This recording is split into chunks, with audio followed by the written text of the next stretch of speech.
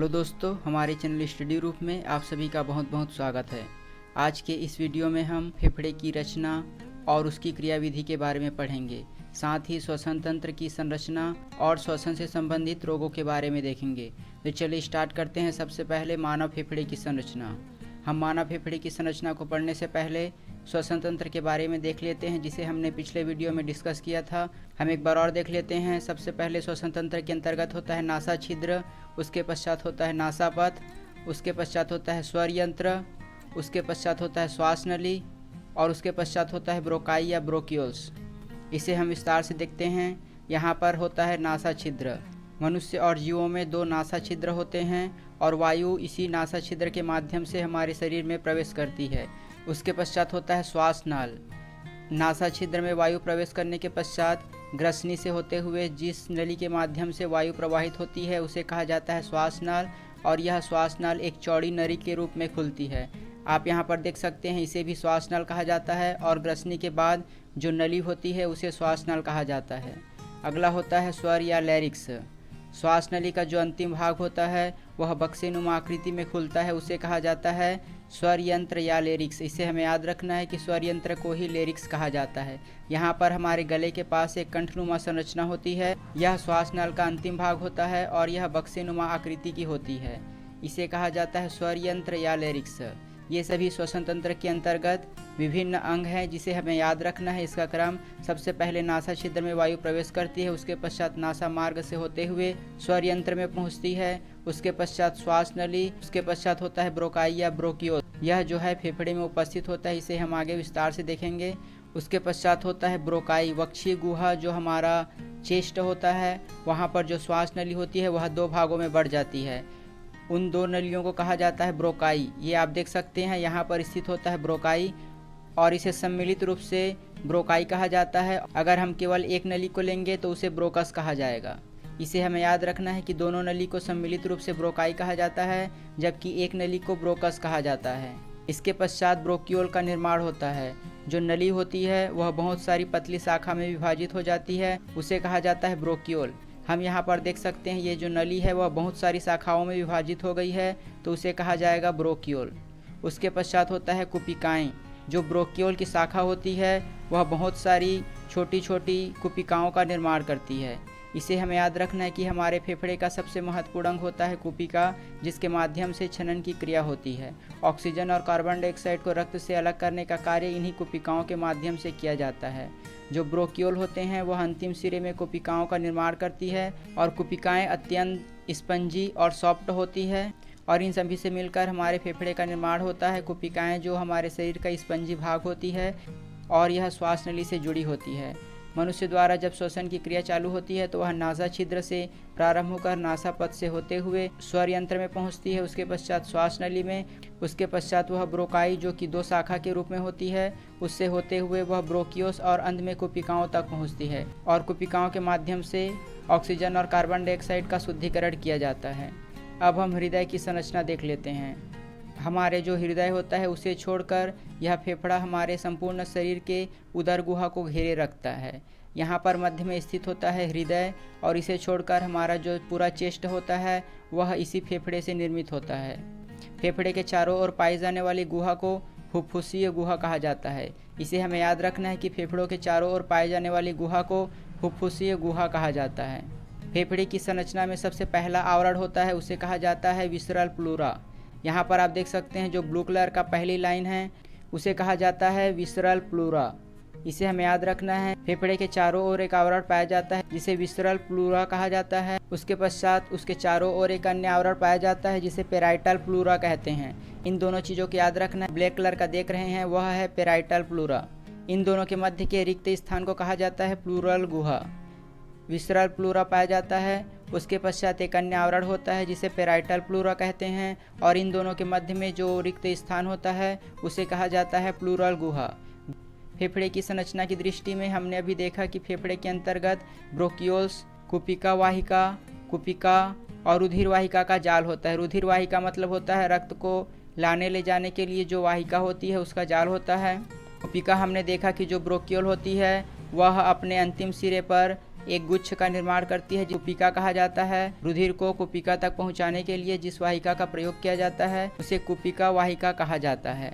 अब हम मानव फेफड़े की क्रियाविधि को देख लेते हैं। मानव हृदय की क्रियाविधि डायफ्राम के माध्यम से संचालित होती है। डायफ्राम में संकुचन और शीतलन की प्रक्रिया होती है। सबसे पहले जो डायफ्राम होता है वह संकुचित होता है अर्थात सिकुड़ता है। ये आप देख रहे हैं वह है डायफ्राम।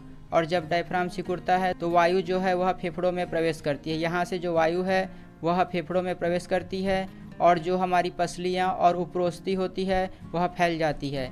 ये जो बाहरी भाग होता है वहाँ पर होती है पसलियाँ और उपरोस्ती। डायफ्राम का संकुचन होता है तो ये पसलियाँ फैल जाती है और हमारे फेफड़े और वक्ष का आयतन बढ़ जाता है। ये जो अंदर हवा जब प्रवेश करेगी तो अंदर हवा भर जाने के कारण जो हमारा फेफड़ा होता है उसका आयतन भर जाएगा। तो यह प्रक्रिया के माध्यम से हम ऑक्सीजन को शरीर के अंदर ग्रहण करते हैं। अब शरीर में उपस्थित कार्बन डाइऑक्साइड को शरीर से बाहर कैसे निकालेंगे? यह प्रक्रिया भी डायफ्राम के माध्यम से संचालित होती है। डायफ्राम में शीतलन होता है अर्थात जो डायफ्राम होता है वह अपनी सामान्य स्थिति में आ जाता है, तो इससे कार्बन डाइऑक्साइड जो है बाहर निकल जाता है। यह प्रक्रिया कैसे होती है? यहाँ पर स्थित होता है डायफ्राम जो कि शिथिल होगा, अपनी सामान्य अवस्था में आएगा। तो जो पसलियाँ और उपरोस्ती होती है वह अपनी मूल स्थिति पर लौट आएगी। पहली स्थिति में यह बाहर निकल जाती है जबकि दूसरी स्थिति में वह अपनी पूर्व स्थिति में लौट आएगी और जो हमारा फेफड़ा होता है उसका आयतन कम हो जाएगा अर्थात हमारा फेफड़ा सिकुड़ जाएगा, क्योंकि हमारे फेफड़े से जो गैस होती है वह बाहर निकल जाएगी। तो हमारे फेफड़े का आयतन कम हो जाएगा और हमारे जो फेफड़ा होता है उसमें उपस्थित कार्बन डाइऑक्साइड बाहर निकल जाएगी। इसे हमें याद रखना है कि जो श्वसन की क्रिया होती है हमारे फेफड़ों के माध्यम से संचालित होती है और इसमें प्रमुख रूप से डायफ्राम एक महत्वपूर्ण भूमिका निभाता है, जो कि डायफ्राम के संकुचन और शीतलन की प्रक्रिया के द्वारा हमारे फेफड़े में ऑक्सीजन और कार्बन डाइऑक्साइड एकत्रित होता है और बाहर निकलता है। जब डायफ्राम का संकुचन होगा तो हमारे फेफड़ों का आयतन बढ़ जाएगा, जबकि दूसरी स्थिति हमारा जो फेफड़ा होगा उसका आयतन कम हो जाएगा और उसमें उपस्थित कार्बन डाइऑक्साइड बाहर निकल जाएगी। इसके पश्चात हम किण्वन के बारे में देखते हैं कि किण्वन क्या होता है। तो किण्वन एक प्रकार की श्वसन प्रक्रिया होती है। किण्वन जो है कोशिका के बाहर होने वाली एक प्रकार की अनाक्षी श्वसन होती है। किण्वन अनाक्षी श्वसन का उदाहरण होता है और यह जो है जैव उत्प्रेरक की सहायता से उत्प्रेरित होता है अर्थात एंजाइम की सहायता से किण्वन की प्रक्रिया को उत्प्रेरित किया जाता है और यह एक प्रकार की अनाक्षी श्वसन का उदाहरण है। किण्वन की प्रक्रिया में जो शर्करा और ग्लूकोज होते हैं उसका अपूर्ण ऑक्सीकरण होता है। हमने पिछले वीडियो में पढ़ा था कि अनाक्षी श्वसन में अपूर्ण ऑक्सीकरण होता है, तो यह प्रक्रिया भी अनाक्षी श्वसन के अंतर्गत आती है। तो इसमें भी ग्लूकोज और शर्करा का अपूर्ण ऑक्सीकरण होगा और उत्पाद के रूप में कार्बन डाइऑक्साइड और कार्बनिक पदार्थ प्राप्त होंगे। इसे हमें याद रखना है कि उत्पाद के रूप में कार्बन डाइऑक्साइड और सरल कार्बनिक पदार्थ प्राप्त होंगे और इस किण्वन की प्रक्रिया के द्वारा ऊर्जा मुक्त होगी। हम जानते हैं कि जब किसी पदार्थ भोज्य पदार्थ का ऑक्सीकरण होता है, चाहे वह ऑक्सी श्वसन हो या अनॉक्सी श्वसन, ऑक्सी श्वसन की स्थिति में ज़्यादा मात्रा में ऊर्जा मुक्त होती है, जबकि अनॉक्सी श्वसन में अपूर्ण या आंशिक ऑक्सीकरण होने से कम मात्रा में ऊर्जा उत्पन्न होती है। अगला हम देखते हैं श्वसन गुणांक या श्वसन भागफल। यह बहुत ही महत्वपूर्ण होता है, श्वसन गुणांक या श्वसन भागफल। अगर हम श्वसन टॉपिक पढ़ेंगे तो इसे हमें जानना बहुत ज़रूरी है कि श्वसन गुणांक क्या होता है या फिर उसे ही कहा जाता है श्वसन भागफल। इन सभी बिंदुओं को हमें सीधे याद रखना है। परीक्षा में यह सीधे पूछा जाता है कि कार्बोहाइड्रेट का श्वसन गुणांक कितना होता है, वसा का श्वसन गुणांक कितना होता है, या फिर मैलिक अम्ल या कार्बनिक अम्ल का श्वसन गुणांक कितना होता है। तो जो कार्बोहाइड्रेट होता है उसका श्वसन गुणांक 1 होता है, जबकि जो वसा होता है उसका श्वसन गुणांक 0.7 होता है और मैलिक अम्ल कार्बनिक अम्ल का श्वसन गुणांक 1.3 होता है। इन तीनों को हमें याद रखना है। श्वसन गुणांक ज्ञात करने के लिए अगर हमें कोई समीकरण दिया है तो उसमें हम कार्बन डाइऑक्साइड का सबसे पहले आयतन देख लेंगे कि कार्बन डाइऑक्साइड की मात्रा कितनी है। उसके पश्चात इक्वेशन में दिया रहेगा ऑक्सीजन का आयतन, तो हम ऑक्सीजन का आयतन देखेंगे। मान लीजिए यहाँ ऑक्सीजन का आयतन 4 है। इन दोनों के अनुपात को कहा जाता है श्वसन गुणांक या श्वसन भागफल।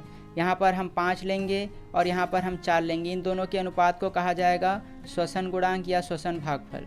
अब हम कुछ महत्वपूर्ण बिंदुओं पर चर्चा कर लेते हैं। ग्लाइकोलिसिस की प्रक्रिया तक ऑक्सी और अनॉक्सी श्वसन दोनों समान होते हैं। इसे हमें याद रखना है कि कहाँ तक की प्रक्रिया में ऑक्सी और अनॉक्सी श्वसन समान होते हैं। ग्लूकोज जब ऊर्जा के रूप में परिवर्तित होती है तो उस दौरान जो है एक प्रक्रिया होती है ग्लाइकोलिसिस की प्रक्रिया। तो ग्लाइकोलिसिस की प्रक्रिया में ऑक्सी और अनॉक्सी श्वसन दोनों एक समान होते हैं। वहाँ तक की प्रक्रिया एक समान होती है ऑक्सी और अनॉक्सी दोनों श्वसन में। श्वसन की प्रक्रिया में प्रकाशीय श्वसन क्या होते हैं? तो जब प्रकाश की उपस्थिति में श्वसन की गति तीव्र हो जाती है तो इस श्वसन को कहा जाता है प्रकाशीय श्वसन। इसे हमें याद रखना है कि प्रकाश की उपस्थिति में जो हमारे श्वसन की क्रिया होती है वह जो है तीव्र हो जाती है और इसे कहा जाता है प्रकाशीय श्वसन। हमारे श्वसन की क्रिया को नियंत्रण कैसे किया जाता है, तो हमारे मस्तिष्क में उपस्थित मेडुला ऑब्लांगेटा, इसे हमें याद रखना है कि हमारे जो श्वसन की प्रक्रिया होती है उसे नियंत्रण का जो कार्य होता है वह मस्तिष्क का एक भाग होता है मेडुला ऑब्लांगेटा, उसके द्वारा किया जाता है। अगला हम धूम्रपान का प्रभाव देख लेते हैं कि धूम्रपान का हमारे फेफड़े पर क्या प्रभाव पड़ता है। धूम्रपान करने से हमारे फेफड़े की जो कुपिकाएँ होती है उसकी जो आंतरिक झिल्ली होती है वह फट जाती है। हमने देखा कि जो कुपिकाएँ होती है जो कि हमारे फेफड़े का एक प्रमुख भाग होती है, तो जब हम धूम्रपान करते हैं तो कुपिकाएँ की जो है आंतरिक झिल्ली फट जाती है और कुपिकाओं की झिल्ली के फट जाने से जो गैस का आदान प्रदान का जो क्षेत्र होता है वह कम हो जाता है, जिसके कारण हमारे फेफड़े को अधिक कार्य करना पड़ता है। हमारे शरीर में उपस्थित कार्बन डाइऑक्साइड को बाहर निकालने और ऑक्सीजन को ग्रहण करने की प्रक्रिया के पश्चात अगर हमारी कुपिकाएं स्वस्थ है तो हमारा फेफड़ा अच्छे से कार्य कर पाएगा, परंतु धूम्रपान की स्थिति में कुपिकाओं की जो आंतरिक झिल्ली फट जाती है और हमारा फेफड़ा अच्छे से कार्य नहीं कर पाता, उसे अधिक कार्य करना पड़ता है और जिसके कारण हृदयाघात की संभावना भी बढ़ जाती है। हमारे शरीर में जब किसी भी क्षेत्र में लोड ज़्यादा होता है तो उस स्थिति में हमारा सबसे अधिक प्रभावित होता है हृदय। तो हृदय में हृदयाघात की संभावना बढ़ जाती है जब हमारे फेफड़े में किसी प्रकार की कोई समस्या उत्पन्न होती है। तो अब हम श्वसन संबंधी रोग देख लेते हैं कि श्वसन से कौन कौन से रोग संबंधित हैं। तो सबसे पहला होता है अस्थमा, दूसरा होता है इन्फ्लुएंजा। इन सभी को हमें याद रखना है कि श्वसन संबंधी रोग कौन कौन से हैं। अस्थमा, इन्फ्लुएंजा, उसके बाद होता है एम्फीसिया, उसके बाद होता है ट्यूबरकुलोसिस जिसे टीबी कहा जाता है, और उसके पश्चात होता है फुफ्फुस कैंसर। ये सभी श्वसन से संबंधित रोग होते हैं। हम जो श्वसन की प्रक्रिया करते हैं, श्वसन की गतिविधि में जो वायु सम्मिलित होती है उसके आयतन का आकलन जो है स्पायरोमीटर नामक यंत्र से किया जाता है। इसे हमें याद रखना है कि हमारी जो श्वसन गतिविधि होती है, जो हमारे द्वारा ली गई और छोड़ी गई वायु के आयतन का आकलन जो है स्पायरोमीटर नामक यंत्र के माध्यम से किया जाता है। अब हम श्वसन के अंग देख लेते हैं कि विभिन्न जीवों के द्वारा कौन कौन से श्वसन अंग के माध्यम से श्वसन किया जाता है। इसे हमने विभिन्न आधारों पर वर्गीकृत किया है। सबसे पहले अकशेरुकी वर्ग के अंतर्गत स्पंज, सिलेंटेरेटा, चपटे कृमि आते हैं और इन सभी में श्वसन की क्रिया जो है विसरण के माध्यम से होती है। इसे हमें याद रखना है कि जो अकशेरुकी जीव होते हैं उन सभी में जो है श्वसन की क्रिया जो है विसरण के माध्यम से होती है। एक कोशिकीय जीव अमीबा में श्वसन की प्रक्रिया जो है परासरण के माध्यम से होती है और वह कोशिका झिल्ली के माध्यम से होती है। अमीबा एक कोशिकीय जीव होता है, उसके शरीर की सभी संरचना और कार्य एक कोशिका के माध्यम से संचालित होती हैं, तो उसमें कोशिका झिल्ली पाया जाता है जिसके माध्यम से श्वसन होती है और यह परासरण की प्रक्रिया के द्वारा होती है। कॉकरोच में जो श्वसन अंग होता है उसे ट्रैकिया कहा जाता है और यह विसरण की प्रक्रिया के द्वारा श्वसन करता है। इसे हमें याद रखना है कि कौन कौन से श्वसन अंग के माध्यम से विभिन्न जीव श्वसन करते हैं। यह परीक्षा में पूछा जाता है। अमीबा जो है किस प्रक्रिया के माध्यम से श्वसन करता है, तो वह परासरण प्रक्रिया से श्वसन करता है और उसका श्वसन अंग कोशिका झिल्ली होता है, जबकि कॉकरोच जो है वह विसरण के माध्यम से श्वसन करता है और उसमें जो अंग होता है उसे ट्रैकिया कहा जाता है। गत सरीसृप, पक्षी और स्तनधारी आते हैं जिनमें श्वसन अंग होता है फेफड़ा। इन सभी जीवों में फेफड़ा के माध्यम से श्वसन की क्रिया संचालित होती है और मछली जिसमें गलफड़ा और क्लोन के माध्यम से श्वसन की क्रिया संचालित होती है। मछली में क्लोन, गलफड़ा और गिल, इसे गिल भी कहा जाता है, इसके माध्यम से मछली श्वसन करती है और यह उसका श्वसन तंत्र होता है। आज के लिए बस इतना ही। अगले वीडियो में हम कोशिका के बारे में देखेंगे, कोशिका की संरचना और उसकी क्रियाविधि को देखेंगे। तो अगर आपको हमारी ये वीडियो अच्छी लगी और आगे भी ऐसे ही और वीडियो पाना चाहते हैं तो हमारे चैनल को सब्सक्राइब कीजिए और बगल का नोटिफिकेशन बेल भी ऑन कर दीजिए ताकि हमारे द्वारा डाली गई सारी वीडियो आप तक पहुँचे सबसे पहले। धन्यवाद।